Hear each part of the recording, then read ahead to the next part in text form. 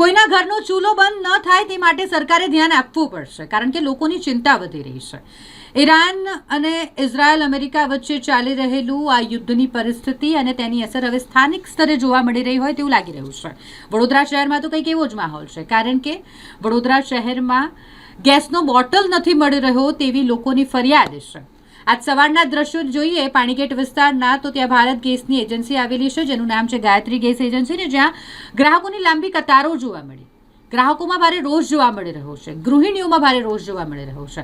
તેઓનું કહેવું છે કે પહેલાં જ્યારે ઓનલાઈન ગેસ બોટલ નોંધાવવામાં આવતો હતો તો 2-3 દિવસની અંદર ગેસનો બોટલ આવી જતો હતો, પરંતુ અત્યારે છેલ્લા 15 દિવસથી ગેસનો બોટલ આવ્યો નથી. ઓનલાઈન બુકિંગ પણ બંધ કરી દેવામાં આવ્યું છે અને એજન્સી તરફથી એવો જવાબ આપવામાં આવે છે કે ઉપરથી જ બંધ કરી દેવાયું છે. પૂરતો સ્ટોક નથી તેવા પણ જવાબ મળી રહ્યા છે અને તેના કારણે ગેસનો બોટલ ધરાવનાર જે ગ્રાહકો છે તેઓ ચિંતામાં મુકાયા છે. એક તો રમઝાનનો મહિનો ચાલી રહ્યો છે, બાળકોની પરીક્ષા ચાલી રહી છે અને તેના કારણે ગૃહિણીઓમાં ભારે રોષ જોવા મળી રહ્યો છે, કારણ કે ગેસના બોટલ નથી મળી રહ્યા, ઓનલાઈન બુકિંગ બંધ થઈ ગયું છે અને જેના કારણે પાણીગેટ વિસ્તારમાં આવેલી ભારત ગેસની ગાયત્રી ગેસ એજન્સી કે જ્યાં વહેલી સવારથી જ ગ્રાહકોની લાંબી કતાર જોવા મળી છે. એક તરફ અચાનક જ ગેસ સિલિન્ડરનું ઓનલાઈન બુકિંગ બંધ થઈ જતા ગ્રાહકોમાં અફરાતફરી મચી ગઈ છે, અનેક પરિવારો મુશ્કેલીમાં મુકાઈ ગયા છે અને જેવા એજન્સી દ્વારા એવો બચાવ કરવામાં આવી રહ્યો છે કે ઉપરથી જ સપ્લાય અને બુકિંગ સિસ્ટમ બંધ છે, જ્યારે ગ્રાહકોનો આક્ષેપ છે કે યુદ્ધના બહાને હેરાનગતિ કરવામાં આવી રહી છે. ભાવ વધારો એક તરફ કરવામાં આવ્યો અને તેની વચ્ચે ગેસની અછત સર્જાવાના ડરથી ગ્રાહકો મોટી સંખ્યામાં એજન્સી પર ઉમટી પડ્યા હતા અને તંત્ર પાસે વહેલી તકે ઉકેલની માંગ કરી હતી.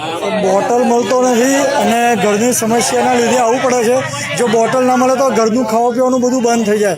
તો આની માટે એવું કહીશ કે સરકારની યોજના એવી બનાવવી જોઈએ કે સામાન્ય પબ્લિક હેરાન ન થવી જોઈએ. પણ સરકારે એવું કીધું છે કે જે પણ વપરાશ છે, આ જે ગેસ માટેનો વપરાશ છે, જે કોમર્શિયલ ગેસ વાપરતા હોય તેઓ માટે લગામ લગાવી છે.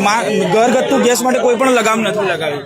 ઘરમાં તો લગામ નથી લગાવી એ સારી વાત છે, પણ જે કોમર્શિયલ માટે જો થતું હોય અને ઘરવાળાને જો તકલીફ પડતી હોય તો એની માટે અમે સૌ ઓફકોર્સ કહી શકીએ છીએ. કેટલા દિવસથી તમે બુકિંગ કરાવ્યું હતું ને હજુ સુધી ગેસ નથી આવ્યો? બુકિંગ તો ત્યાંથી કરાવે છે તો આવતો તો નથી જ, એ વાત તો બરોબર. પછી અહીંયા જાતે આવીને જ લેવા આવવું પડે છે કે ધંધા રોજગાર ટાઈમ સમય મૂકીને.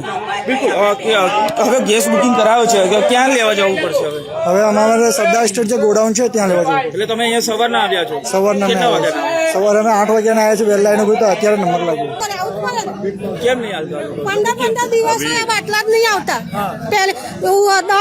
પહેલી તારીખ પહેલાના નોંધાયેલા બાટલા જો આવતા જ નહીં, એટલે પછી 10 ધક્કા ખાધા તો હવે ગોડાઉન પર કે જતા હિસ્સી આપશે.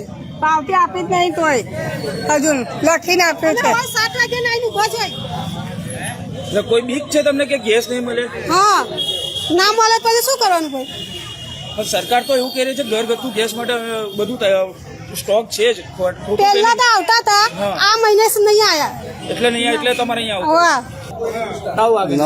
9 વાગ્યાના. કેમ આવું પડ્યું છે? આ ગેસ લેવા માટે બોટલ. એટલે ઓનલાઈન પહેલા બુક કરાવ્યું હતું? હા. તો હજુ સુધી નહીં આવ્યો? નહીં. કેટલા દિવસ થયા? 4-5 દિવસ થયા. એટલે બીક લાગે છે કે ગેસ નહીં મળે? બીક લાગે છે ને. ગેસના માટે કેમ આપણા ગેસને માટે હવે પેલું એ થઈ ગયું એટલે કે આ પેલું ઈરાનની યુદ્ધ, અમેરિકાની યુદ્ધ લડાઈમાં માટે સરકારે એવું જાહેર કર્યું કે ગેસ હવે તમારે લાઈન મળશે પણ કોમર્શિયલ મળશે, પેલા બોટલો નહીં મળે એ રીતે છે. છતાં અમારા લોકો બધા અમે 2-2 કલાકથી લાઈન ઊભા છે. હું હજુ ગેસનું કોઈ મળતું નહીં. એ અમારી વિનંતી જલ્દી મળે અને કોઈનો ચોલો બુજાય ના એ રીતે સરકારે આયોજન કરે એવી અમારી વિનંતી છે સરકારને. પણ સરકાર તો એવું કહી રહી છે કે કોમર્શિયલ ગેસ પર રોક લગાવી. હા, પણ તો આટલી બધી લાઈનો ના હોય ને, કોમર્શિયલ ના લગાવી હોય. હા, તો આટલી બધી લાઈન ના હોય ને. આ લોકો જાતે લાઈનો લગાવી રહ્યા છે. સરકારે તો કશું જાહેરાત નથી કરી. ઘરગથ્થુ ગેસ છે એ મળશે. તમને લાગે છે કે ઘરગથ્થુ ગેસમાં પણ આ પ્રકારની પરિસ્થિતિ સર્જાશે? સર્જાઈને જોવો ને કેટલી લાઈનો લાગે.